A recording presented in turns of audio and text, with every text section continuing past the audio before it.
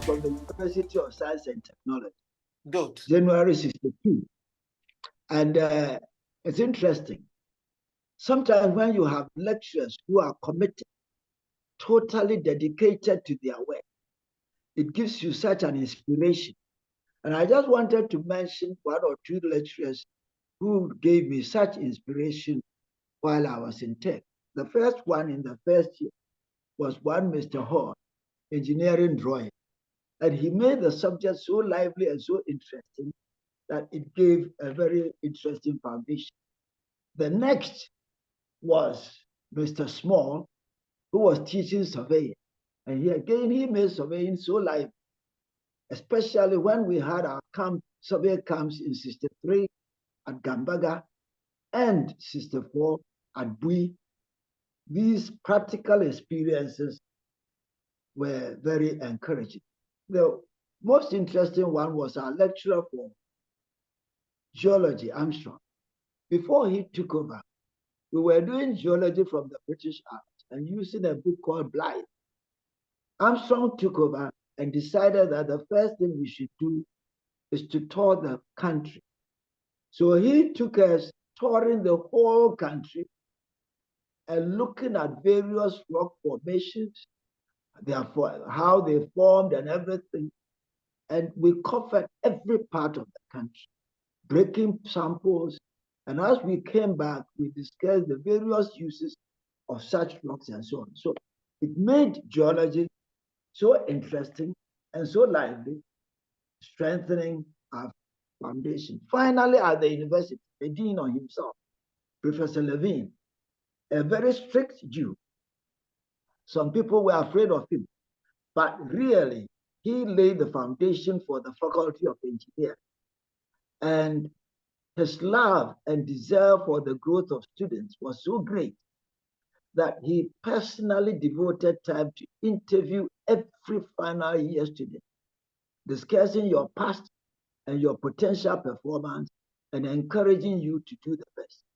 And from time to time, Professor Levine would invite a few people to his home to have dinner with his family, and through that, made life very interesting. This kind of situation laid a wonderful foundation for us throughout the university before we passed out. And I felt it's interesting to point this out. There were quite a number of friends, but three of us, Fred Yakun, C.W. Sakifi, and myself, had GNCC scholarships. So we were trained using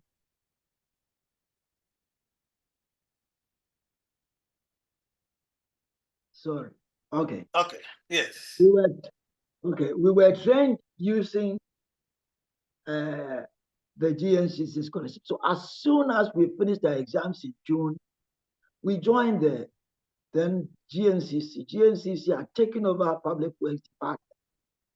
So we joined, and I was immediately sent to the Central Materials Laboratory at Weja. Now, at this laboratory, the boss was Ohinasaf, and we had accommodation at McCarthy.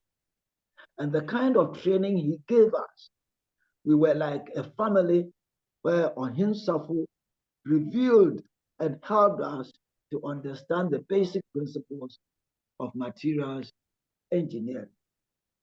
From there in 66, I was moved to the survey and design section of the roads department, the roads branch. They call it roads branch because we have public works department and there were various branches. So the roads branch was one of the branches of public works department. And I was sent to the survey and design section. Again, we learned not just from engineers. And I remember there were very top draftsmen like Mr. Clotet and Mr. O'Kine, who imparted so much to us, the young age. So that we learn not only from engineers, but from other and technical officers who have so much experience that they can impart knowledge to us. Following this in 1967, the Golden Triangle study was started. The Golden Triangle was the Accra, Kumasi, Takoradi roads. Even though it was those two links, because it was linking Accra, Kumasi, and Takoradi, it was referred to as the Golden Triangle. And this was given to a Swedish consulting firm, Kessler Manastral AB, just called K&M. And I was one of the young engineers who was attached to this team. When we started, project vehicles had not arrived. So a trip with meter was fixed in my little VW, and that's what we used for doing the inventory of all the related existing roads. And that gave me some wonderful experience, that doing that inventory, step by step, studying the roads and understanding what the roads were really like. And it was a wonderful experience. Following this, they flew the lines. So we were drawing route location by photogrammetry and doing it in other areas with topo sheets. And again, this introduced us to new ideas which we had not used strictly before. Finally, the survey work started, and I was part of the team for the geometric design. And we started the design step by step, Ghanaian counterparts with our Swedish counterparts, and we worked together. That road, those two roads were so interesting, would have reduced the distances between Accra, Kumasi, Takoradi, Kumasi. Unfortunately, when they were finally completed, they were never implemented. But that is not the problem. The interesting thing is the kind of experience this gave me. While this was going on, my two colleagues, Edinyakun and Sakifio, had already had their scholarships and done their masters at Imperial College. Not in roads, in other areas of engineering. So I was waiting. And early 1968, there was an advert for an upgrad scholarship. I attended that interview and was very successful and was informed that I have been selected to do my master's degree at the University of Illinois in highways and transportation. Unfortunately, somebody hid my letter seeking approval from the Ministry of Works and Housing for me to leave the country for this course.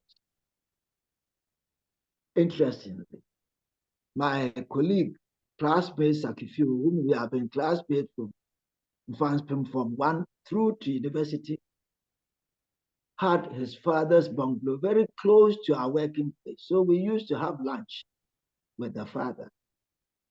And Oman asked me, what is the situation? How was your interview? I said, I've been successful and I've been informed that I will be attending the university. Then at that time, luckily, he was the principal secretary for the Ministry of Works and Housing, and said, well, he had not seen any such letter. On further inquiry, it was found that somebody was hiding the letter, and finally that letter came out and approval was given for me to leave. Two things are revealed here, that as we progress, there may be people who might not like us to move forward, but it doesn't make any difference. You persevere and the opportunities will come and you will move forward. But while the negative part is there, there are other positive people who push us in life. And this started giving me lessons to what to do with other young people who will come on the main at a future date. Then we moved to Illinois and had the postgraduate training or master's degree in civil engineering, majoring in highways and transportation. But I will not dwell much on the detailed academic work, which a lot of you might be familiar with. Two incidents happened at the university which helped to shape my life. And I would like to mention these two. One of these was, we had a Professor Barrow. He was the professor of traffic engineering. And he believed that engineers shy away from public speaking and explaining themselves on the work they were doing. So he advised us that whenever there is the opportunity to present ourselves or our profession to the public or to any group, we should grab it and do it with enthusiasm. And that advice has moved with me throughout my life. All the presentations I've done throughout the world were inspired by the advice given by Professor Barrow. The second experience at the University of Illinois was through my academic advisor, Professor Herring.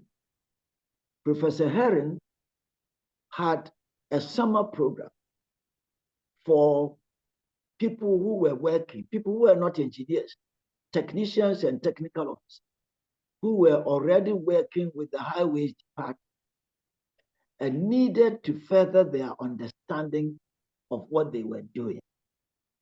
So at one of these summer training courses, he took me as an assistant. And for about 1 month, I was working with Professor Herring.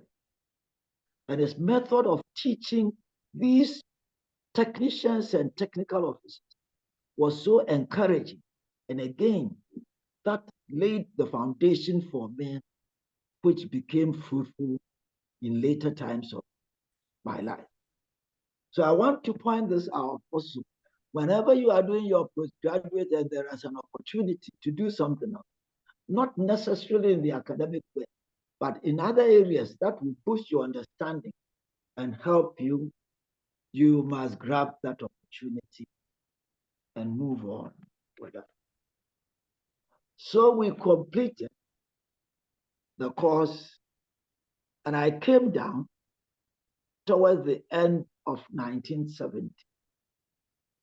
And I was posted to Takoradi, PWD, as the district engineer for Takoradi. And again, even though Highway Authority had not been formed, again, my foundation for work in the Highway Authority was strengthened during this period. And I would like to highlight on 3 or 4 key areas which strengthened this experience. The first thing I did was that I prepared very rigid, intensive inspection regimes for myself. And whatever assignment I was given, apart from work in the office, I inspected them thoroughly and promptly reported to my superior and all people who had to know. And that kind of exercise really built my experience and knowledge of roads engineering and what to do under various circumstances.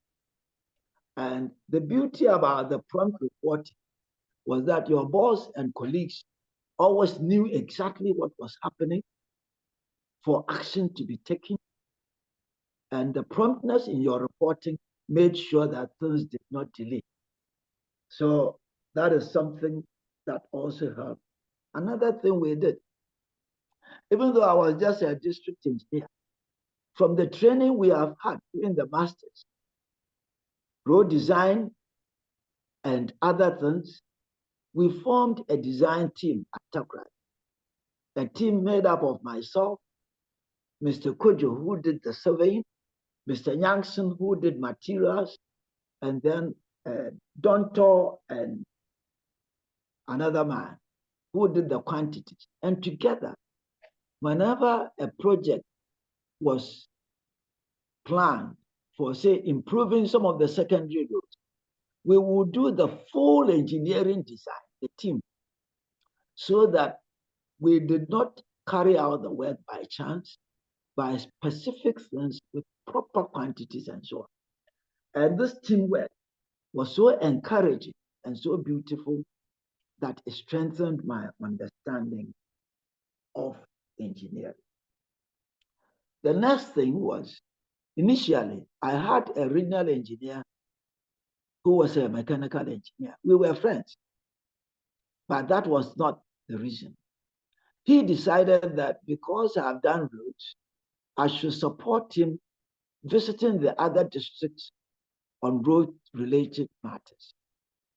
So he delegated these assignments to me in Aksum, Takwa, and Sefioso.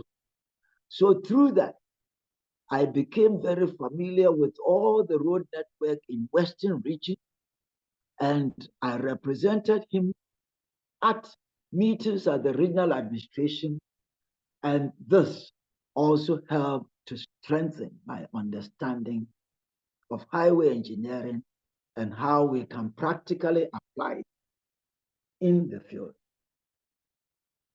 Finally, I, from time to time, had to give support to the Sekondi Takoradi City Council. Sekondi Takoradi City Council was having problems with their roads from time to time. And even though they were not on the RAS, I was requested to help them from time to time. And this again helped build my experience. So these are interesting things which happened while I was the district engineer, and it helped build my experience. So towards the second quarter of 1973, I was being posted to Accra head office. Then there was the opportunity to do a 3-month field attachment in Western Australia.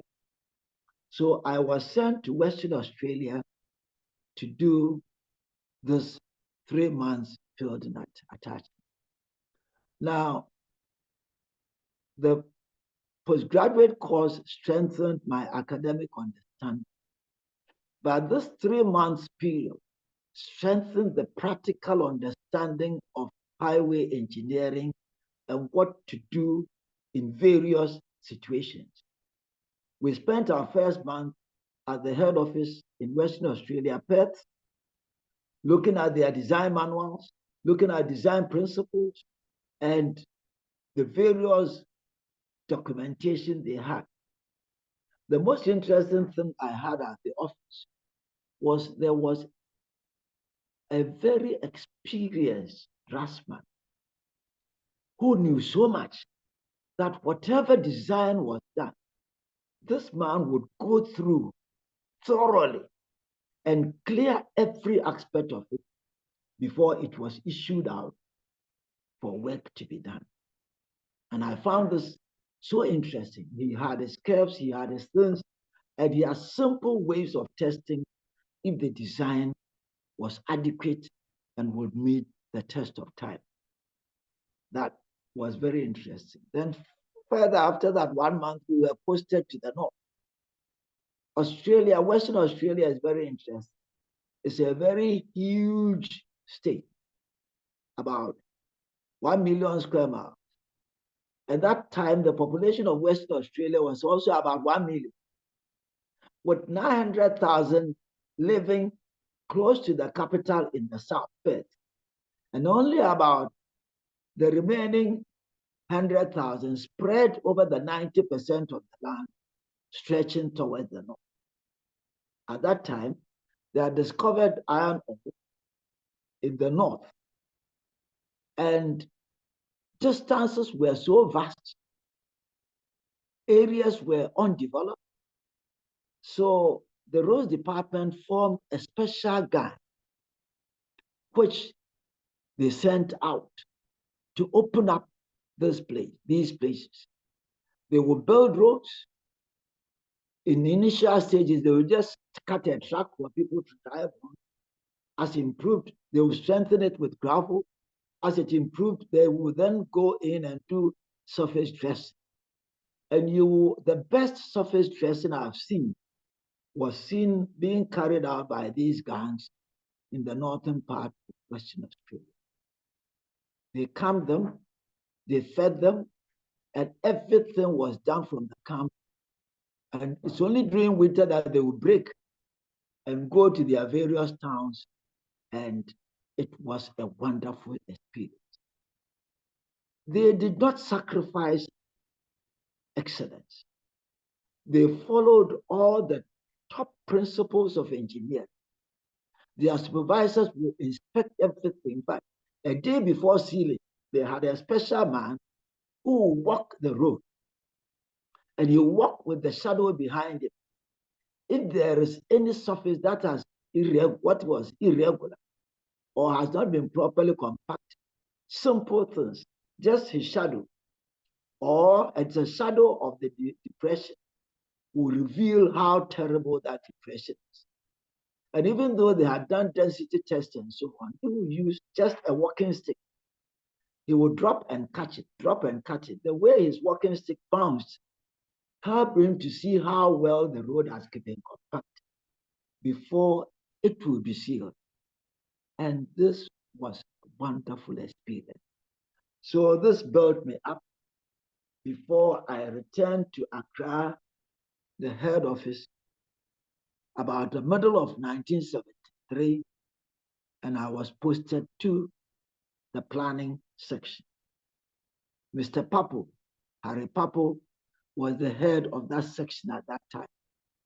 So I went in to work with him. Now, during my master's, we had done a lot of work on the classification of roads in the US. But our network was still not, at that time, not classified. So the two of us decided to work on the classification of the network, highway network in Ghana. I taught every part of the country. We put information together and developed the classification system and prepared the classification map. Initially, the classes, the names we gave are different from what we have now. We gave primary roads, major secondary, and minor secondary roads. That's how we classify. Later on, the network remained the same, but the names were changed as you have now: national, interregional, and regional. And again, this was wonderful experience. Immediately following that, early 74, Ghana had decided to change over from driving on the left to driving on the right. So Mr. Francois decided that I should be the PWD representative on the committee for this changeover. Our office was at the Flagstaff House, and we had General Akufu as the chairman of the committee. Immediately, we started with touring the country, laying out strategies for the changing over. And I coordinated all the engineering involved in the changeover, touring the regions, touring the district. The key activities were intensive road line marking, manufacture and distribution of signs, and then explaining what was happening to the public. We had to train our own people on doing this work, and in the installation, what signs had to be covered and when they should be uncovered just for the changeover. And this went on so well. It was so successful. On 4th August 1974, Ghana changed over to driving from the left to driving on the right. And the various radio programs and TV programs all helped. But I commend General Akufo and his team. Whatever resources were required to do this work, they provided. I was assigned a whole Audi with a driver from State Transport to take me to any part of the country. We'll go by helicopter to areas where there was very little time to spare. And it went very well. It went very well. It was immediately after this that the Ghana Highway Authority was formed.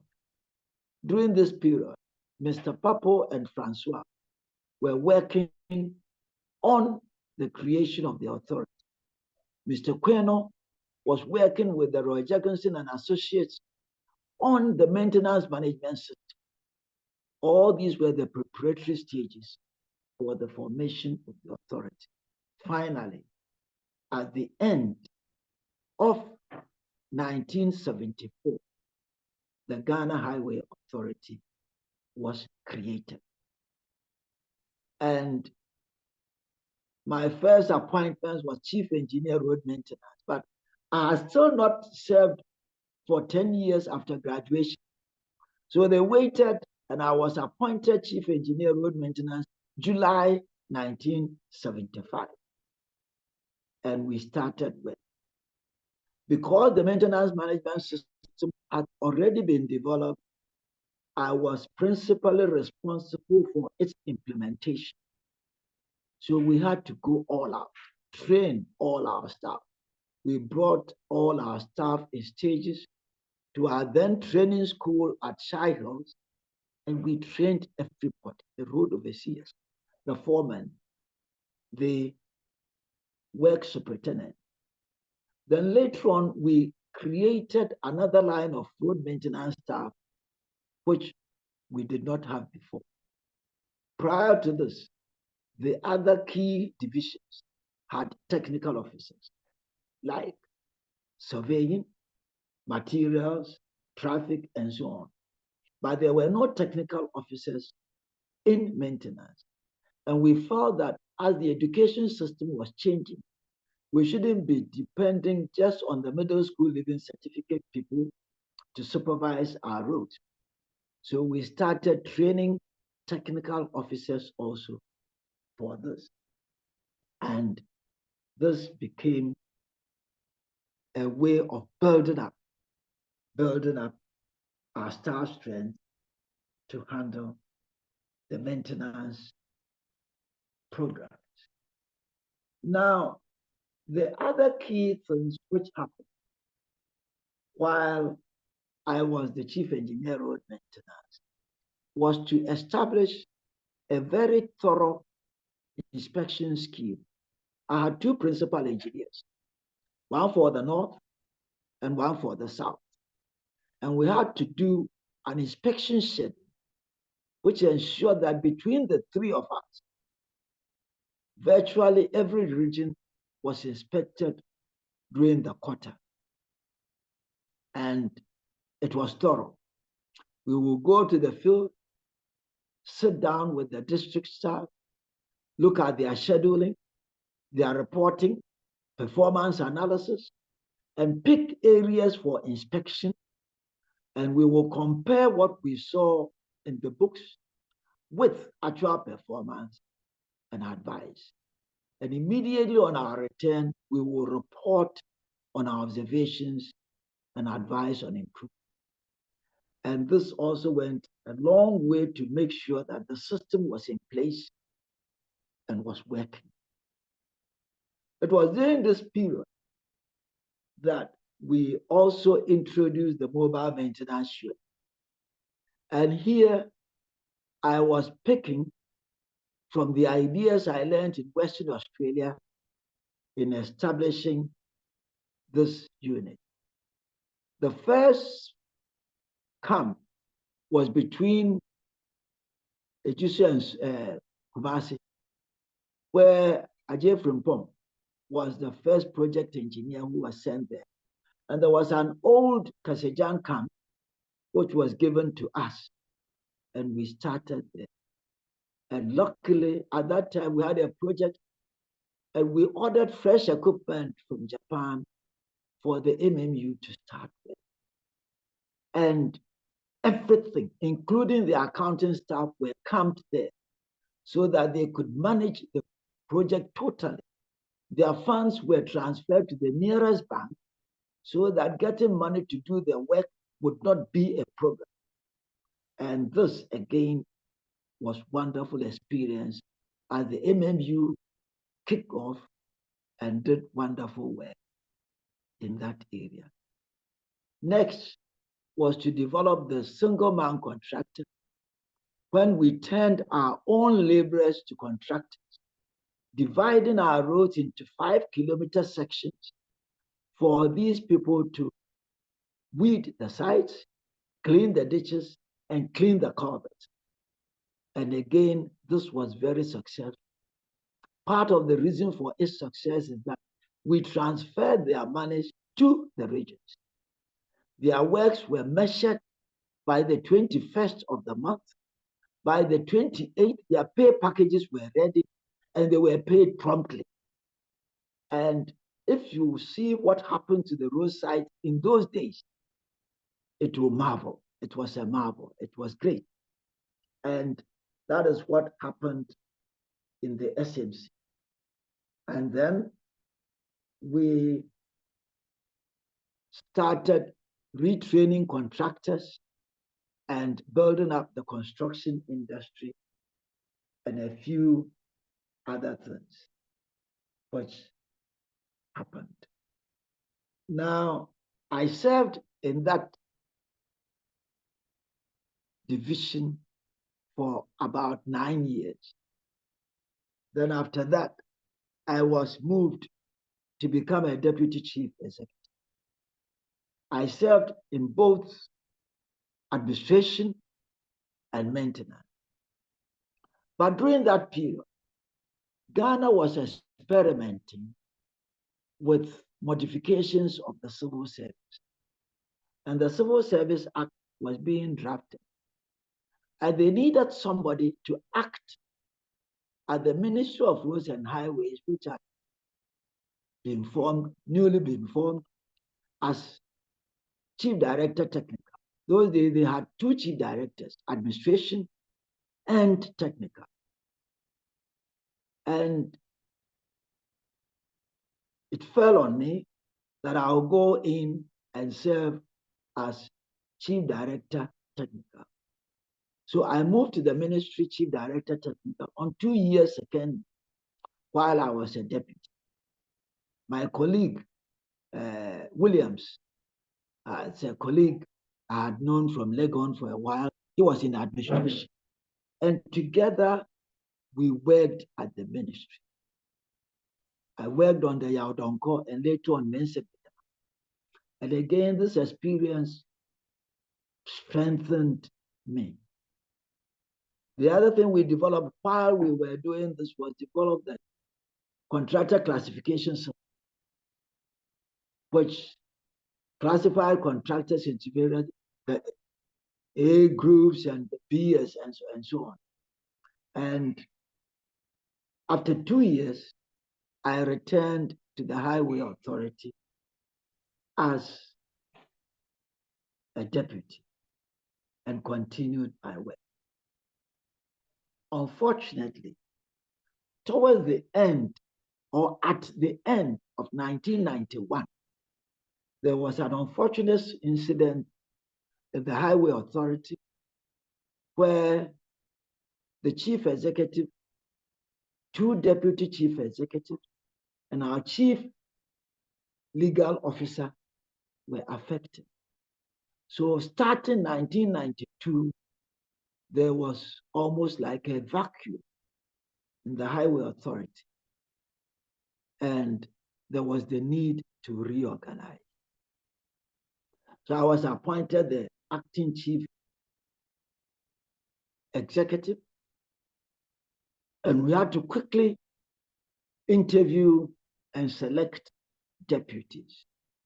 Joe Lamte was selected as the deputy for maintenance, Dr. Adu Abedi, deputy for development, and A.K. Hammond, deputy for administration.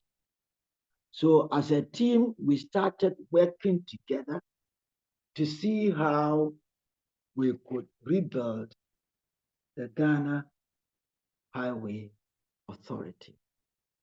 And again, this teamwork went on very well. And finally, in September 1993, I was appointed under the new Civil Service as Chief Director, Ministry of Roads and Highways. Initially, I thought it was something to get rid of me because in the past this had happened. Engman was posted to the ministry and finally something happened. Francois was posted to the ministry and finally something happened. So initially I was worried. So when I checked, they said, no, this is in accordance with the new Civil Service Act. So I moved to the Ministry of Roads and Highways. And we worked again, encouraging teamwork, working together with the directors under me and key technical staff. What we did was to see the value of each individual person because nobody is perfect all by himself. Each one had a unique role to play. So we worked as a team together. And for 7 years, 4 months, I worked as the chief director, and that was the strategy. Working together with my people, working together with the agencies, highway authority, feeder roads, urban roads, to make sure that we would move forward. But the key activities during this period was our coordination also with other bodies. Through the World Bank project we had got, we had some assistance for the university. We had some assistance for the Institution of Engineering. And we had some coordination with the Road Contractors Association. All these in an effort to build the engineering profession to feed the authority and the ministry in roads and so on, so that we would be more effective in doing our work.